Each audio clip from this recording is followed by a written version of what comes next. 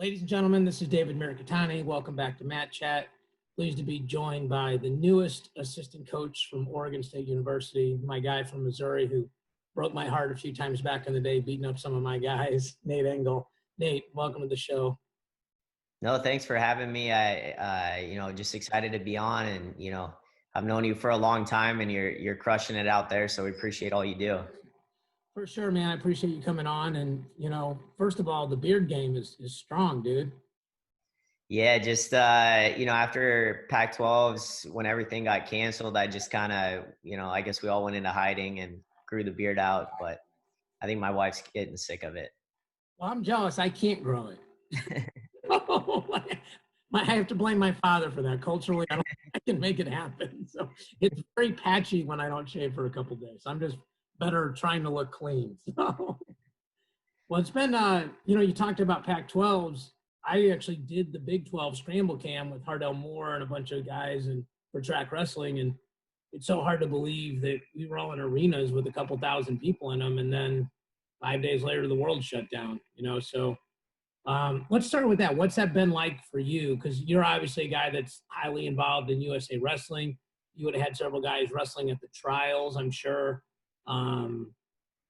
Kind of just tell me, remind people who you were involved with at the trials and just kind of what's been going on in your life besides the Oregon State stuff for the last, 2 months or so. Yeah, so it's been a pretty crazy, few months for us.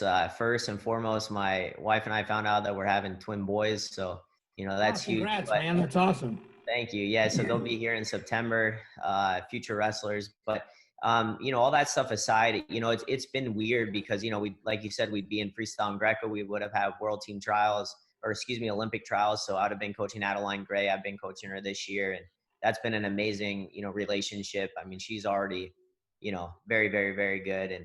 And so I've really enjoyed helping her and, getting more connected on the women's side as well.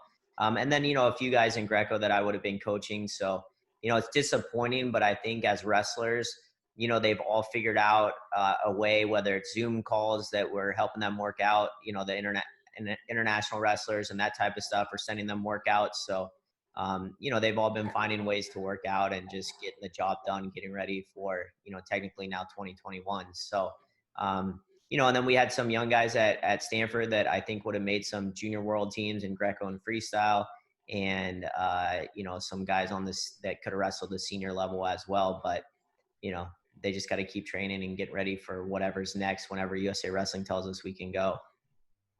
Yeah. Well, it's interesting, right? Like the year off, like if you're, well, I'm older than you, so we'll use that as an example. Like if you and me were kind of close and maybe I'm going down the hill and you're kind of climbing at the top of the hill, that extra year could actually benefit in that scenario. I'm trying to hang on, and we all know Father Time's undefeated. Adeline's somebody that we know, I think we all know really well her accomplishments, right? I think she's got to be one of the most under-publicized, greatest wrestlers in American history. I mean, I think I called the World Championships this last year, which was awesome. But, when you're doing your research and you're like, she now has the most world non-Olympic titles of any American wrestler. It's like, it's sort of mind-blowing. So, I'm sure obviously technique-wise, she's probably really fun to work with and, strategy, but like, what's maybe one part of her mindset or her mental game that maybe is something that is separates her and is something that you can transition to your RTC and college wrestlers? Yeah, I mean, I think she's just so mentally tough. She's been very good for so long, but I think that every time there's a new tournament, she doesn't live in the past. She's like excited to go out there and compete. And she's just excited for that opportunity to represent, the United States. And I think, when you see her win like the World Championships, as many times as she's won it, she's always just as excited as she did the first time, and I think that that's important because sometimes I think we can get lost in the wins and losses. And we're just like, we get so consumed with winning that for her, she keeps going back to, I think, that like little girl inside of her. And, so that's awesome. And I think too, like you said, she's probably, could be one of the greats for the United States, if not the world, when it's all said and done. And I think for her, the legacy that she's leaving on, growing women's wrestling. She's got such a big voice in wrestling, and it's been really cool to see like that relationship with her and trying to help, so many other people, creating their legacy as well. And I think, it's just unbelievable what she's done. One of the things that I think if somebody else did it, I would think they were being cocky, but not with her. Like she would beat somebody like 10-0 in like 45 seconds and, jump up and down and, most of us, like if you beat me 10-0, you're like, okay, I was probably supposed to do that. You walk up the mat. But she just seems like she has genuine joy. Is she like that when in training too?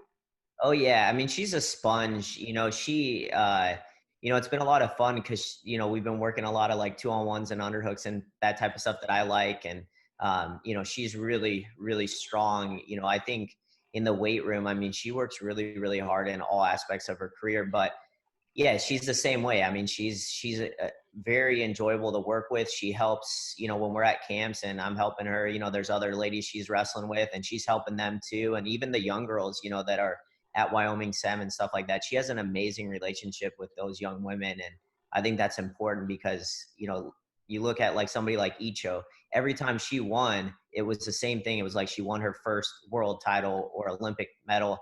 And, so it's really cool. I mean, I could go on, but she's amazing to work with.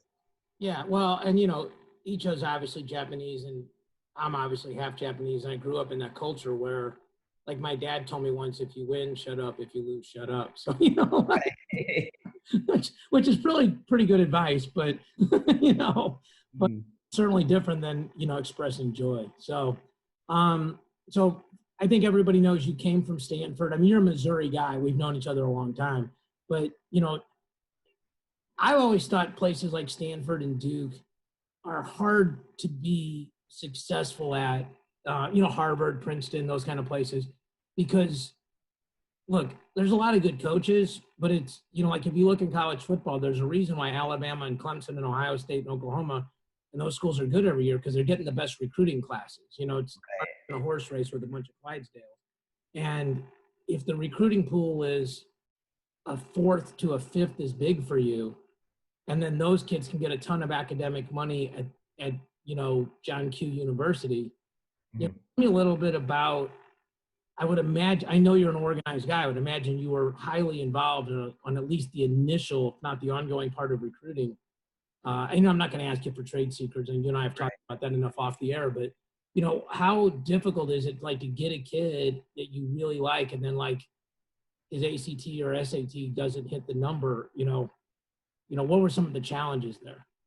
I mean, truthfully, before I got there, obviously Jason, Ray, and Alex have been there for a while, and Ray especially, is a heck of a recruiter. So, I think he obviously went to school there, so he knows all the ins and outs of what it takes to get into Stanford. So, having him know that and talking to the recruits was, very significant. And then obviously Jason being there for a long time. So I think the kids are out there, and talking to recruits, especially right now. I mean, wrestling was over before we chose it to be over this season. So I think a lot of kids out there, are understanding that education is really important, that at the end of the day, there's only 77 Division I schools.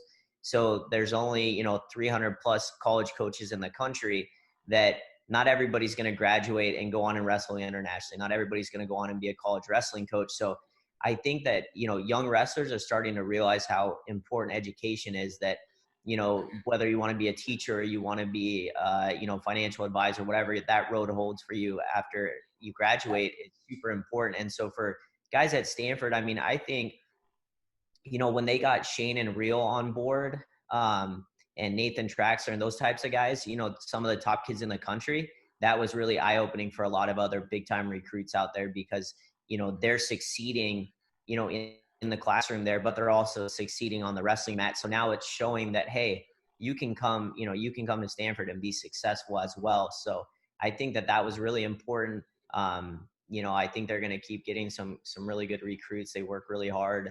And, it was an amazing time, 2 years of my life with those guys. And, I'm excited for them. It's sad to leave, but, those guys are going to be some of my best friends for the rest of my life. Yeah, for sure. Well, and let's talk about the move. So, Zaleski is it leaves, Pendleton gets hired.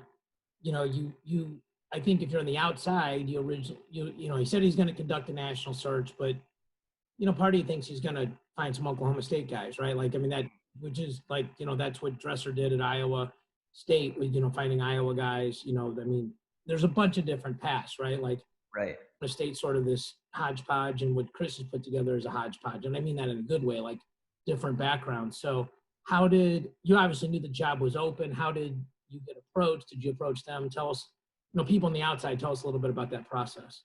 Yeah, so I would say, over the last few years, I've, been coaching like the junior Greco world team, and then Chris has had some Arizona State guys on there. So, we've been hanging out overseas. And this summer when he was coaching Colton Schultz, my wife and my father came to watch, and we all went out to dinner one night just to, there was nothing to do. You don't know a lot of people. So we kind of, hung out, and then going to different tournaments and stuff. You see Chris and you get to know him. And I would say probably right after he was hired, couple weeks after, he had contacted Jason to get a hold of me, just make sure everything's kosher. And Chris called me and kind of gave me his vision of the program and, where he wants it to be. And I was really intrigued. I wasn't looking to leave Stanford by any means. I was happy, living close to my dad now. But also part of me had really missed recruiting because, as a volunteer coach, you can't off campus recruit. You can only text kids, they can call you. And, so my wife even said, she's like, I can tell you're missing recruiting. And I'm like, yeah, but I'm enjoying myself. But the more and more I got to talk to Chris, and then I met the assistant athletic director, Dan. And, I reached out to Oscar Wood and Glenn Naraka and Les Gutchis and different alumni, that had some very storied careers there. And talking to some other coaches, it seemed like a win-win situation. And then when Isaiah decided, he wanted to be a part of the staff too, I'm like, wow, obviously that's a big name and kids know who he is. And, I think he's going to transfer very, very well into the coaching role. I mean, we've only been working since Monday together, and, things are going really smooth and quickly. So for me too, as a, soon to be father, I can move up there. We can, own a house and that type of stuff. So, that was something big. And, I wanted my wife to feel comfortable that when she's out walking the kids and stuff and I'm not around, or if something happens, I can drive home quickly. But, it was a difficult decision. I cared about the guys at Stanford like my own little brothers. And, but, they get it. That's just how the coaching world is. And, hopefully I can stay at Oregon State for a long time and we can be very, very successful, because I think, that we can be very successful in a short amount of time. Well, that area of the country has had success in NAI with like Southern Oregon. I mean, I know that you're a former NAI guy from right. Junior college has been good up there with Clackamas and North Idaho. And, those guys recruit nationally, but they're like, when we were at Merrimack, no matter how much we recruited nationally, half your team comes from that state you're in. It's just how it works. And you try to get, some local kids that are, kind of flew under the radar. I think Chris made two really good hires. I think Isaiah is really important because he's a California kid, right? And, you were in California not recruiting, but knowing how that works, Right. I always tell people in junior college, if you gave me the guys that took fifth in California states every year, we'd go win junior colleges, because right. they'd be state champions in probably 35 of the other states, but they're not satisfied, right? They're not like, I won state, I'm a big deal now. They're like, I took fifth, but it's out of 800 kids, and 4 of those kids are, ranked nationally. So I think Oregon State's got a lot of potential, just in terms of you can kind of keep the Oregon kids home, hopefully, and the Washington kids and, Idaho. And there's some good Greco and freestyle up there, I think, especially at the junior cadet level. You probably know the numbers on that better than I do, but is that correct? Yeah, no, definitely. I mean, there's a storied, big history of Greco-Roman wrestling in, in Oregon, talking, I mean, obviously Matt Limlin, the national team coach is from there. He lives in, or has a place an hour and a half away. So, tapping into those resources, I think, are going to be huge. And as far as recruiting goes, with Oregon, Washington and Idaho, there's one Division I program, and then California's got a handful of Division I programs. So, the recruiting, we say the hashtag, build the dam, that's what we got to do. We got to keep those kids in state and around that area. And I think the coaches, high school coaches have already been reaching out and sending a lot of kids, in that area. And, so I think, yeah, if we can keep those kids in state and get kids from the surrounding area and maybe get a few kids from the East Coast and the West Coast, we can do really, really well. And like you said, with Clackamas right there, it's 45 minutes down the road, with our RTC, having joint practices and that type of stuff, I think could be really huge. Yeah. Josh is a good dude. Very good. Yeah. So, and he's done a good job. The years they don't win it, they're right in it. And, that's the whole thing, right? Like, it's sustained excellence. It's always being a top 4 or 5 program, those kind of things. So, so that helps, like, I know when we had Merrimack, like Mizzou was very happy, because, kids get in-state tuition now and they're right down the road and they can come see you at some open tournaments and some things like that. And the RTCs weren't a thing back then, but, it was still these other things where it was just geographically, it was a lot more reasonable to work things out. Right. So, you stay in the Pac-12. I think one of the things, like, me, I'm a business guy that happened to be okay at wrestling and like it. And like I saw yesterday on ESPN on the ticker, that they said the Power 5 conferences, if there's no football this year, will lose $4 billion. And that $4 billion is half of their operating budget. So, one of the things that dawned, hit me is like people that don't get it, like, well, sports is an extracurricular activity. Like, no, if something's 50% of your revenue, that's curricular. Right. So, obviously Pac-12, Oregon State's a Power 5 conference. I'm sure you're talking to parents all the time now about what's going to happen if this, what's going to happen if that. The Pac-12 commissioner came out with something and then kind of walked it back. The California governor kind of said some stuff and walked it back. Like, what are some of the questions you're getting, and what is your perception of sort of, I guess, 50,000 feet? What do you think of the situation in college athletics right now?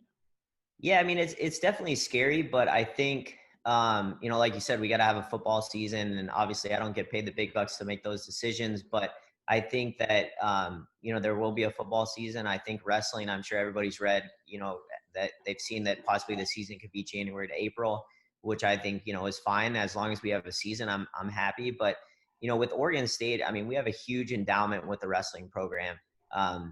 So talking to Dan and Chris and, the administrators, like, wrestling's not going anywhere. That's one of their main sports. And, they want to see it be very successful again. And we will be. But, so that is a question, from recruits and parents is like, it's a scary time for wrestling, for college wrestling, with ODU getting dropped and, some of the D2, D3 and NAI programs. So, we just keep reassuring them, hey, we have an endowment. We don't want to use it, obviously, but I think we're going to be okay. You got to kind of change around your travel schedule for the year to save some money for the budget. But, we're going to be fine.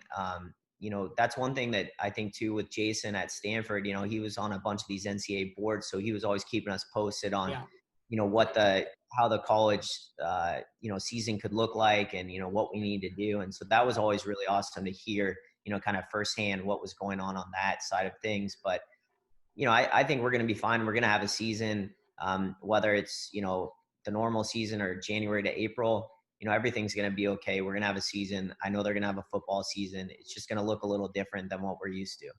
Yeah. Well, I'm pretty involved with the St. Louis Sports Commission.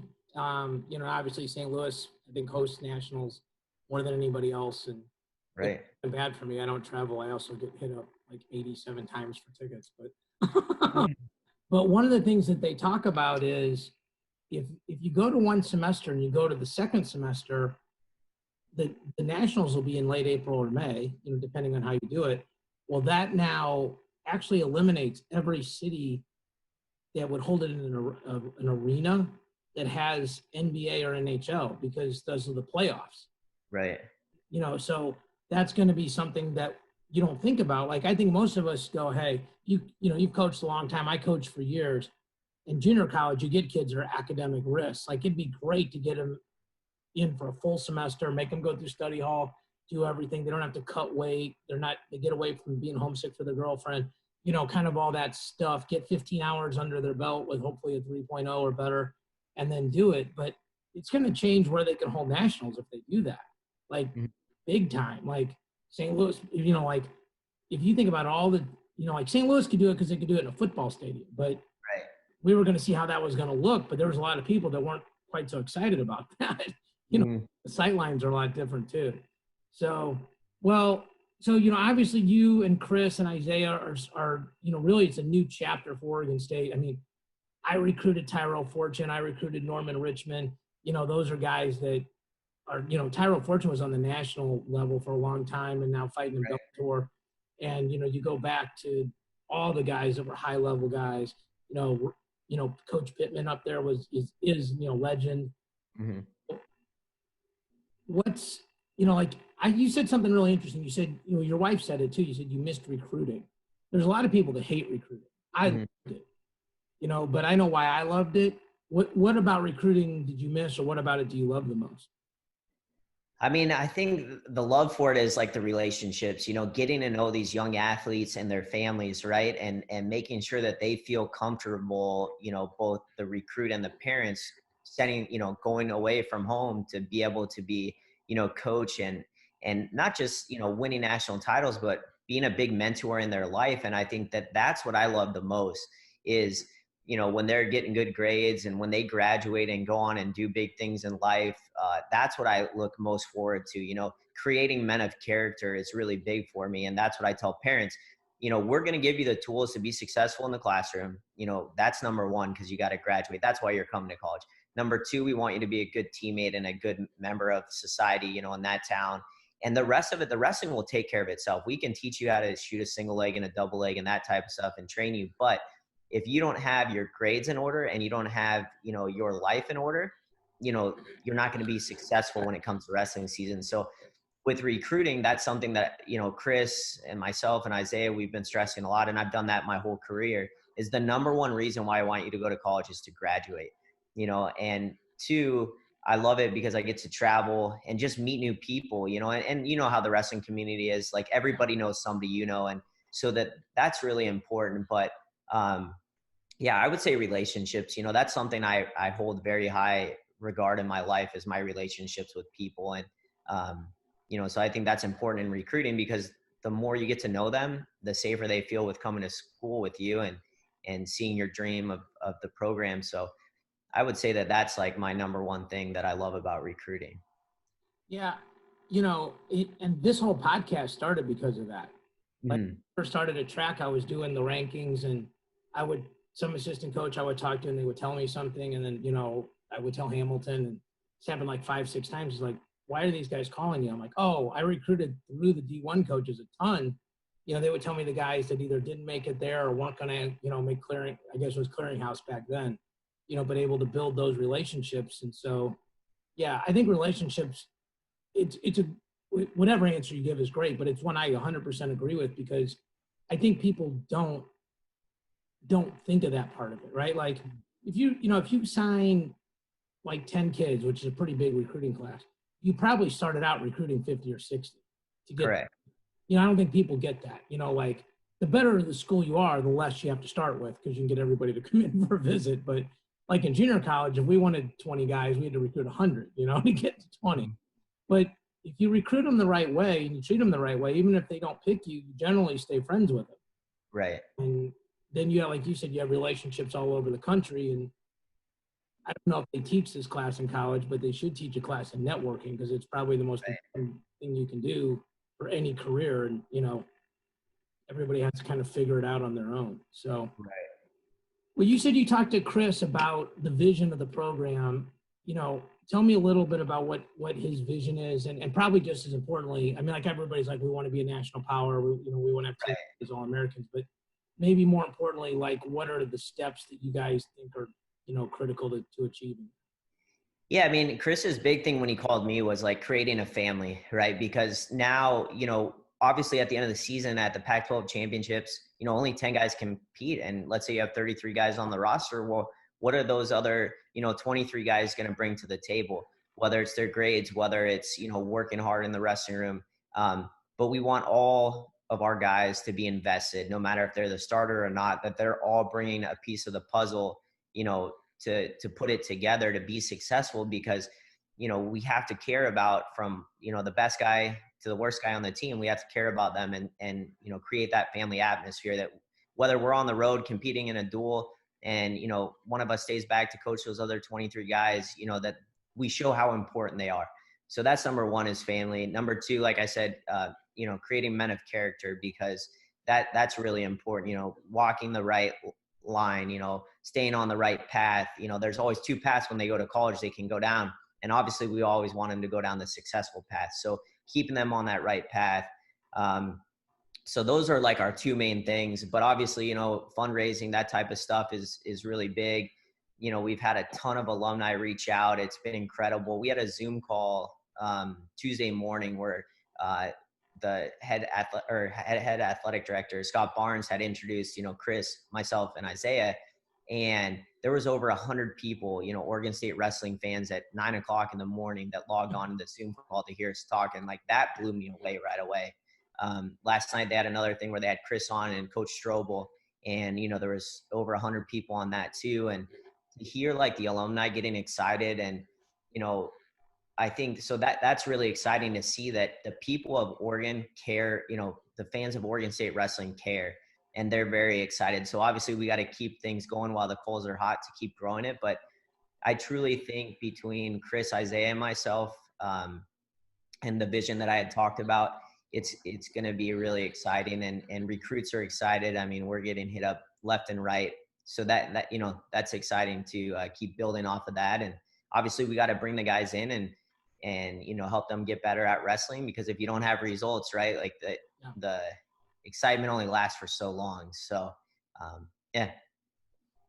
Andy Hamilton's funny because, you know, he never wrestled, but he really understands wrestling. And we Right. were out recruiting one day, and he goes, well, the way I see it, you're either selling hope or you're selling results. And I busted out laughing because I'm like, that's exactly right. You know, you know, like for us, like once I kind of took over the recruiting for my dad, we went from getting 3 to 4 All-Americans a year to putting 3 guys in the finals and going 3 for 3 and scoring 100 plus points and things like that. But those first guys, like for us, like the Duran Wins, the Aaron Senzis, Mel Joneses, the Bobby Kahns of the world, those guys had to buy in. Right. Like, hey, we haven't done it, but we can do it, and we can do it with you.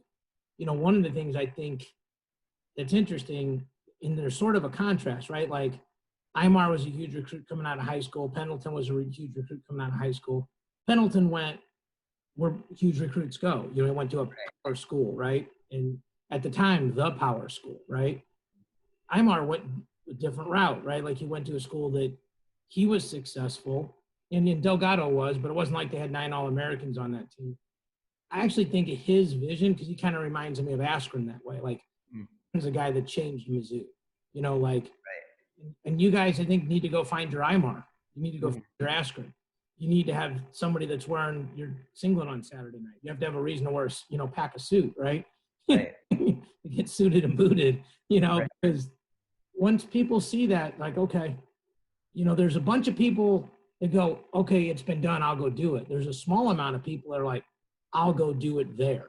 You know, so, you know, I know you guys will be working on that, but wrestling's a weird sport because, like, you know, the team point math of it, because, you know, we do this with the rankings. You can get 10 guys in the round of 12. That's worth 20 points plus whatever bonus. You get one guy win it, that's worth 20 points. Right. And that round of 12 team is probably going to win every dual meet it has, and the other team could get slaughtered. But at nationals, you'd probably rather have the champ in terms of helping you for recruiting, you know? It gets interesting. You know, now that you're back into it full time, you know, this has got to be a weird time to recruit too, right? Like, you know, I'm sure you guys are doing a lot of virtual tours and things like that. I'm not want to shade the question. Is it easier or harder to build relationships right now in recruiting? No, I think it's easier because you have to, you know, I think, you know, before this pandemic happened, you know, recruits are, you know, a lot of them, they just like to text, you know, you'll call them and then they'll text you, hey coach, what's going on? And it's like, man, just answer your phone. You know, I want to get the information out. It's going to take 5 or 10 minutes, whatever it may be, or 30 minutes. But now they're having to answer their phone because they don't have a lot going on. You know, they're not practicing 24/7. And then also the Zoom calls, we've had quite a few since Monday. you know, and then their parents are getting on, you know, because they're home too. So like your schedules meet up. And I think that it's been easier just because there's more face to face, you know, because we can't bring a kid on campus until the rules are lifted. So I think it's been easier than in the past just because they're having to engage a lot more. They don't have a lot of things going on besides, you know, their workouts that they're doing by themselves. So now, you know, they're engaged a lot more. Yeah, like I know for us, like I didn't even know how to use Zoom till like 7 weeks ago. You know, Yeah. I would either do podcasts over the phone or like I did a couple in person, like when I was in Stillwater, I sat with John at his desk. And, you know, the ones that whenever I did visually got the most views, the most hits. And, you know, one of the things I love about Track is they just let me interview whoever I want. Like, you know, they've never said, you got to go get this guy. And, you know, I just kind of either interview guys I like or guys that I think are making news. But I do know that people are more interested in seeing like your face and seeing the context of the statement. And I would think in recruiting, you can tell a lot by like if a kid will look you in the eye, like if you say, well, you know, what's your history with you know, like drugs or what's your history with getting in trouble? They look down and away.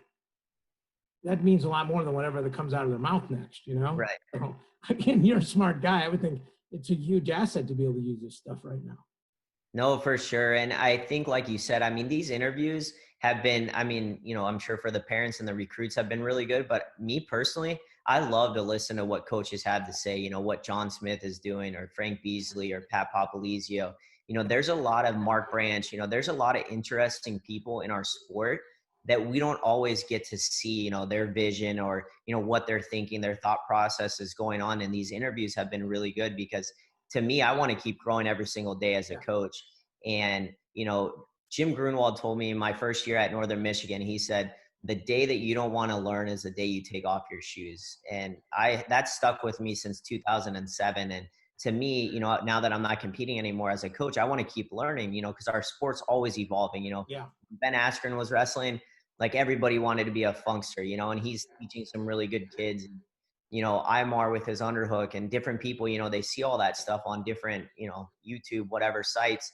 And now for coaches, you know, this is a great way for us to learn because we can get in their minds and see what they're thinking. And, you know, John Smith, I mean, you know, he's one of the GOATs. And to hear him talk about his vision of wrestling for being in the game so long, it's incredible. I mean, it's just awesome for us to have that tool. Yeah. I mean, guys like him are an example and a role model to so many people in so many ways. But, you know, it's like what Grunwald said is really true. You know, like it's evolve or die, right? Like, you know, I mean, I'm older than you, and I remember what I used. And some of the, you know, hand fighting, stuff like that, it's the same, right? But Right. there's other stuff, you know, like I remember when we did a 2-on-1 tilt, the inside hand went over the wrist now or under. Now it comes over, and you know, you didn't put your head in the hole. You pulled the guy into your lap, and you know, people figured out how to stop that. I mean, I remember when Jordan Oliver was doing that little basket broomstick cradle or Oliver twist, and then people evolved. And so, if people are stuck, well, this worked for me, you know, then okay, well, the keyboard in that sentence is worked, ed, like in the past. You know, and that was interesting when I talked to like Randy about that, like, you know, talking about MMA and the evolution there, because it's the same thing, you know, and it's kind of a good transition for us. So you're a big guy in the Greco-Roman community. I have my thoughts on this. Why do you think Greco is not better or more popular in our country? Honestly, I mean, I have these conversations so much, you know, with Andy and Gary Mayab and Matt and a lot of people. And I think I mean, this is my feeling on it is I feel like there's not enough coaches at the youth level, you know, the ground roots level that are out there that it's not that they don't like Greco. It's just they never got involved in it. So to them, they're just like, oh, we'll just stick to folk style and freestyle because it's very similar. And, you know, and I know how to teach that. I think, you know, guys like Gary Mayab, you know, you've known him longer than I. He's, you know, he's out there and he's a recruiter and, you know, he's teaching clinics, you know, how to have coaches teach Greco, because I think once you learn how to teach it, it's a lot more simple than people think it is. And, you know, talking to Zach Dominguez, I think, you know, he always calls himself a grassroots coach, but I think he's, you know, one of the best Greco coaches in the country, if not the world. And you can see that with how successful his club is. And so we're always bouncing ideas off of our, you know, each other. But I've said that one big thing we need to do, and I told Matt this too last week, is we need to figure out how to get a camp during the summertime when everything gets back to normal. And a lot of these college kids that go whatever division 1 all the way down, that had success of Greco in high school, we have to get them back involved in college and have these camps where they come out for a week and we train them and they start to fall back in love with it. And then also get their coaches out there and see like, hey, this could work really, really well to teach our guys. They can learn how to hand fight, use their hips, 2-on-1s, all that stuff. And then we can spark that interest, because you look back when Brandon Paulson was wrestling, Division I athlete, Rulon Gardner, Matt Linlin. I mean, let's see who else I'm probably forgetting. Yeah, Garrett Lowney. I mean, when they were successful, there was a lot of college athletes that were wrestling Greco at the same time and having a lot of success. And, you see guys like, Spencer obviously took a little bit of different route, but he still went to college. But Pat Smith now, what's that? Ryan Mango. Yeah, Ryan Mango, of course. So I think we just need to keep growing it at the grassroots level and teaching these other coaches how to teach their wrestlers. And then they'll see, okay, well, I can use this to make my kids better at folk style and freestyle, and they're getting better at Greco. And the more interest we get into it, I think we can keep growing it and getting our country even better at Greco. Yeah, I like that. First of all, I love Zach Dominguez. He did the junior dual Greco final with us, and he's really fun. Oh yeah. He did a great job. We had fun playing, volleyball. I'd hit him up and let him hit him down. But training Greco was really, I think, he talks about the offense, which I know you do the same thing in Greco. The offense is behind you, and in folk style and freestyle, the offense is in front of you. But I think that's a big change. Yeah, you're right about Mayab. I've known him. He actually sat in my corner with my dad my freshman year. I was in Fargo. It was UNI. But it was in that dome. He's the only guy that loves Google Sheets more than I do, by the way. Yeah. I mean, I probably at least once a week we talk. He always is sending me stuff to look at. And I mean, truthfully, in 2005, when I took third my junior year of college, I met Gary because I wanted to help coach Team Missouri. And that's back when like Deron Wynn and Nay and all those guys were, they won Brent Haynes, they won cadet duels and were really successful. And so to me, I owe a lot of my life to him, because without him, I would have never gone and wrestled Greco. And, so I'm always very thankful for that relationship. But you know how he is. He's just, the guy doesn't sleep. Yeah, exactly. Well, and you mentioned Deron. He was, he was our domino. He was our. Right.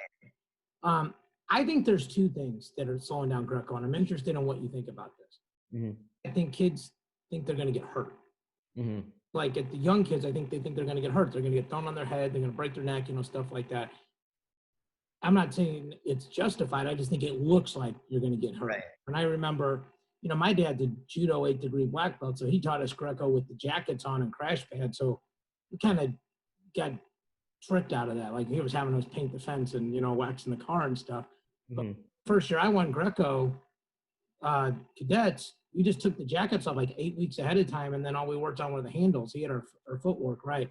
I think that's kind of a cool way to teach Greco. I mean, I'm really biased, but the second thing is this.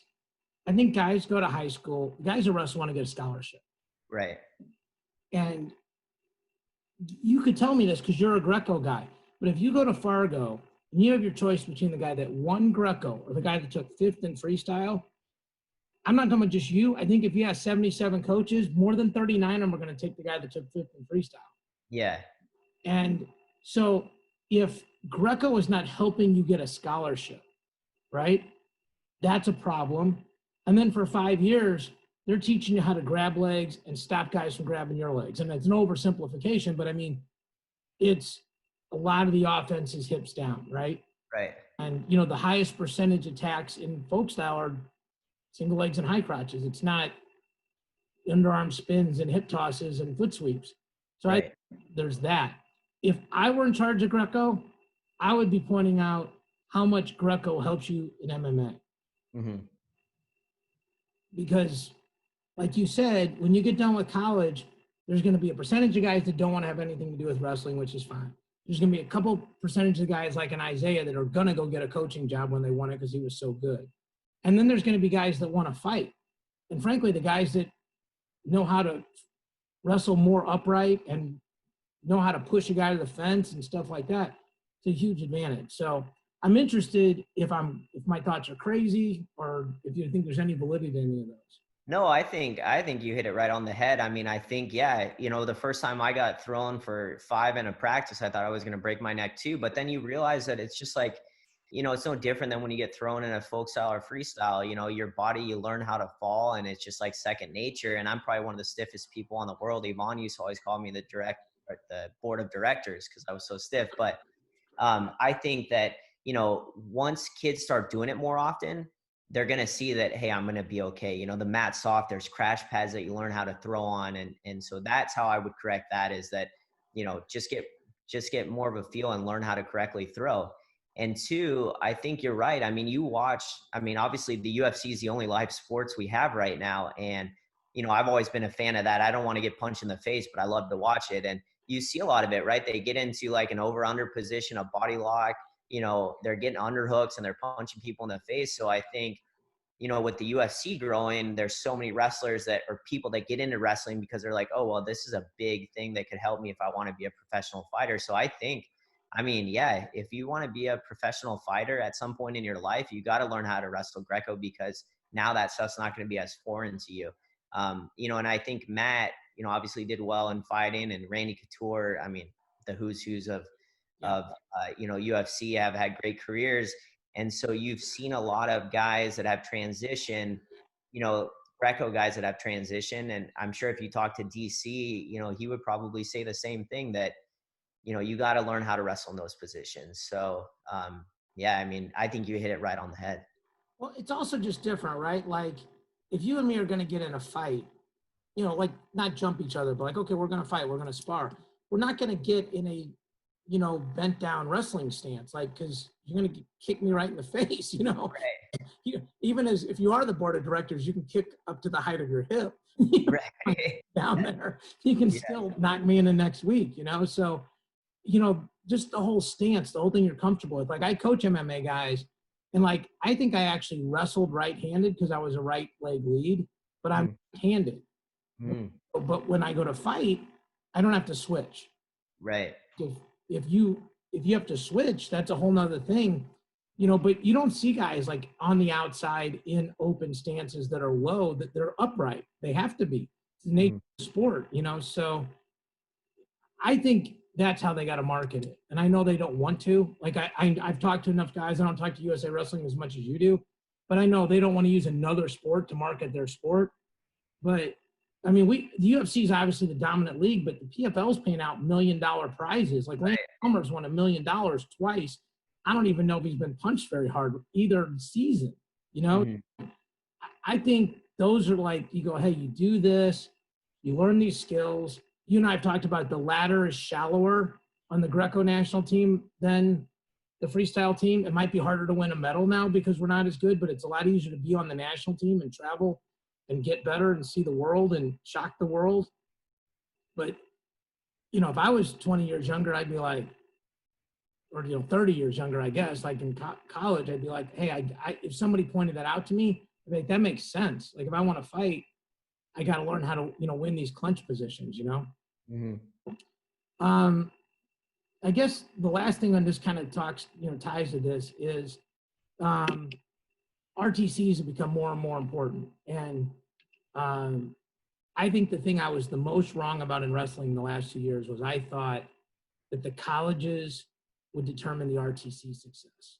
And I was wrong. The money goes the other direction. I just didn't see it that way. Like, the RTCs can bring in all these athletes, and then the college kids want to go there.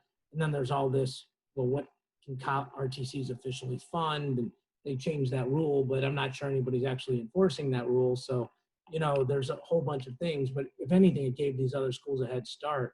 So I think I'm going to let you name, what your RTC is going to be named and explain to that so people understand we're a PG show. Yeah. How you see RTCs or your RTC being important in rebuilding Oregon State and especially your Greco ties. Yeah, so we're thinking about naming the RTC the DAM RTC, as in DAM, because the hashtag that Oregon State uses is build the dam. Obviously being the Beavers, and they build dams. So yeah, definitely a PG show, PG name. But we wanted to rebrand it, and a buddy of mine had sent out a tweet when we all got hired and kind of said, hey, you guys have the best of both worlds. You have Chris and Isaiah, who are really good at freestyle, and myself, that I love Greco. So we want to have an RTC that supports not just men's freestyle and Greco, but also women's wrestling too, because there is a huge need for that, and those opportunities for them, need to keep growing as we grow as a sport. So, we want to have all three sets of athletes. We want to obviously keep getting donations for the RTC so we can pay the athletes. But I think, it's a big recruiting tool, because if we can have, a guy like Isaiah working out with, Steve Smith, who's a freshman in college, and he's right around 165, 174, now he's wrestling with a full grown man that's proven and that, can beat up on him a little bit, but every day that he wrestles with him, he's going to get better. And, if they want to get those RTC workouts in and get an extra workout in, they have that opportunity to wrestle. And that's a big question when you're talking to recruits and to parents, is like, well, what's your RTC look like? 10 years ago, there wasn't that question. You had the Hawkeye Wrestling Club, you had Sunkist Kids, and you had New York Athletic Club. So that's changing our dynamic as far as recruiting goes a lot, because kids want to come in and they want to have those types of workout partners. Now, sure, you look at a place like Penn State, they have a ton of guys just on their college team that are going to make you better. So, obviously that's the goal, is to have those types of guys on our team. But also with the RTC, I think that's how we're going to build that and show the recruits like, hey, I can come there if I can wrestle with, whomever the flavor of the week is, to get better every single day. And, you have these older guys that are done with college, or older women that are done with college, that, have lived life a little bit, and they can be mentors to these young athletes as well. Well, I think the last point's really, really valid. And I'll go back to the first point, but like, maybe I'm a guy struggling with, my girlfriend just broke up with me because I moved to Oregon, right? Mm-hmm. I don't want to tell you. I don't want to tell Pendleton, maybe, but like, okay, Imar's close to my age, or, right. The senior level athletes, they're like maybe Adeline, like I'm more likely to tell her or something like that. And so you figure out it. He's not just moping in practice. Like, he literally is heartbroken and kind of a mess. And, we need to give him perspective, because he can't stay, but he's not being a bad kid. He's just not coping well. There's a big difference.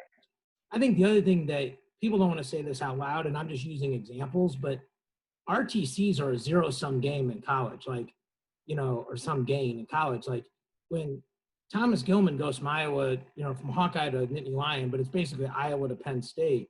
Right. It's a minus and a plus. When the same thing with like Kyle Snyder, the same thing for you guys with Imar. Mm-hmm. That's an advantage to you guys. That's a disadvantage to Illinois. Like, one of the reasons I think Nebraska has recruited middleweights so well for years is JB and JG, right? Like, right. And I mean, James, JB has said he probably won't coach when he's done, but if James sticks around, got a couple of world medals and a ton of national teams, like, that helps. He's from New Jersey. He can help recruit, those kind of things, So, that's a whole interesting thing. I mean, and you kind of have your foot in both worlds, because I know you're high up on a lot of those national committees with USA Wrestling. And it's I think it's kind of a weird, awkward relationship, like, where these smaller sort of satellites are kind of developing these guys and raising the money and doing a lot of times all the work. Right. And then they go represent the United States, which is awesome. And there's this combination of ideas. Like, I would love to just be a fly in the wall at those camps and just watch guys. I've interviewed enough guys that say it's awesome that, like, when you're there, it doesn't matter if you're Penn State and I'm Iowa, we put that aside and we try to help each other get better, which is super cool. Right. The USA sort of supersedes all that. So you guys will obviously have us, hopefully getting ready for this season. And then hopefully I'll see you, man. Like, I guess probably be a US Open again in December, I would guess, right? They're going to have to. Right. Yeah, I think they're talking about having, like, some sort of a US Open, like a ranking series tournament at some point. I know NYC's been talking about having their tournament in November. So, yeah, I guess, as the next few months will determine a lot of things. But I think that's one thing I miss the most. It's not like, I mean, I miss coaching. I miss seeing athletes every single day and getting on the mat with them and, you know, being grateful for those opportunities. But I miss like just seeing wrestling people, you know, I mean, this Yeah. is great and being able to have Zoom calls, but I just miss like going, hanging out, seeing my buddies that are coaches and, you know, people like yourself that are, you know, doing some really great things for our sport. And I think that's just what I miss is like getting out and talking wrestling face to face and how we can improve our sport. Well, you know, like in Dallas in December, you know, like my parents actually came with me and we stayed at that host hotel. And like, I just loved watching my mom and dad's face light up in the morning when they're at breakfast. And people, you know, they're like royalty. You know, people come over and say hi to them and they don't Right. think of themselves that way, but just, you know, like, oh, that was Nate Engel. That was, you know, Jordan Oliver, whoever the case may be. And yeah, it's good for your soul, right? Like, I think we're all social beings. I think one of the things I didn't realize about myself is how much I enjoy planning and looking forward to the next thing and being oriented. Like, okay, like for you, like I've got to get Adeline ready for the trials. You know, I've got to get this thing. You know, now I mean you have a goal now. Like, look, we got to recruit. We have this much scholarship to work with this year. We got to fill these weights, but it's still that's kind of a intangible goal. You know, you're not going to get the one guy in the country at every weight on 10% scholarship. It's not going to happen. It's always a moving bogey, but the trials are the trials. The Olympics are the Olympics. You know, I think having tangible goals, I was talking to somebody about that the other day. Great people want structure and they want goals. Yeah. Yeah. I mean, I talked to Adeline like last week. You know, I could tell she was like really wanting to get on the mat, and obviously with the rules and different things. So I figured out a way, you know, she could get on the mats, and I can just tell from her, just like talking on the phone, she's so much happier. Yeah. And you know, like you said, just those tangible. Now she has a tangible thing that okay, now I'm getting back to wrestling, what I love, and not just doing these different workouts. So yeah, I can't agree more with you. Well, listen, man, you're one of the best dudes in wrestling. Just Appreciate a person. I want to say publicly, I appreciate all your support of the charity stuff we've done over the years. And I know I'll see you in March Absolutely. in St. Louis. I'm sure you'll stick your head in on the brawl, and hopefully I'll see you in December or something earlier than that. You know, wherever they do one of these series, and I can poke my head in there for track and get a couple interviews. You know, a couple Awesome. guys winning and stuff like that. Best of luck, man. Congratulations. I'm happy for you and I'm proud of you. Thank you so much. I really appreciate it. All right, stick around for a second. I actually got to tell you something off the air. So, ladies and gentlemen, that was Nate Engel. Appreciate you guys watching. We'll be back next week.